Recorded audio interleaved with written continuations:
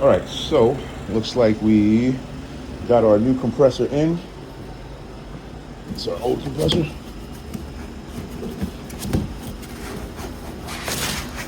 All right, good. So they capped all the lines.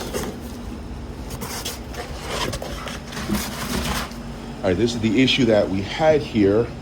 I talk a lot about these split system heat pumps. We got a split system heat pump. This is the outdoor unit.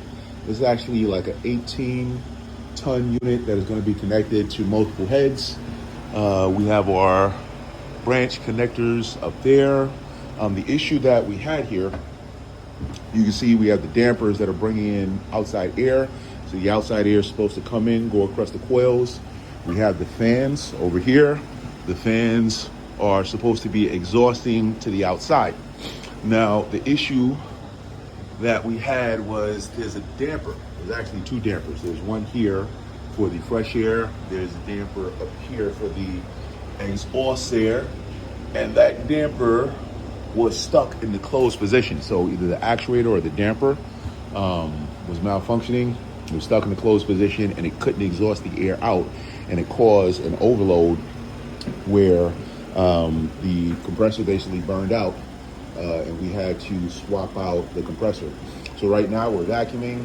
We have our vacuum pump over here. We got our refrigerant line set up. So immediately, so we're at 900 microns. We're pulling down 500 microns, and this vacuum pump has literally been running all night because you have to evacuate.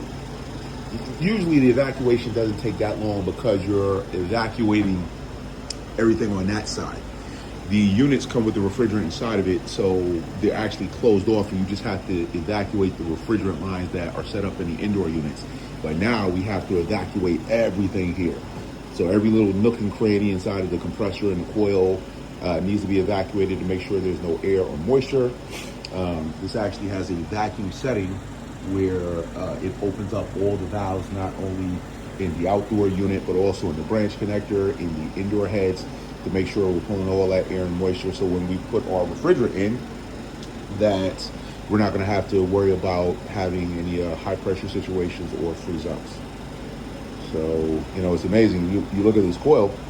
I asked these guys, when was the last time this coil was clean? And they were like, just in November, which was like 2 or 3 months ago. And this thing looks like it has not been cleaned for years. So this is not good. Not good at all.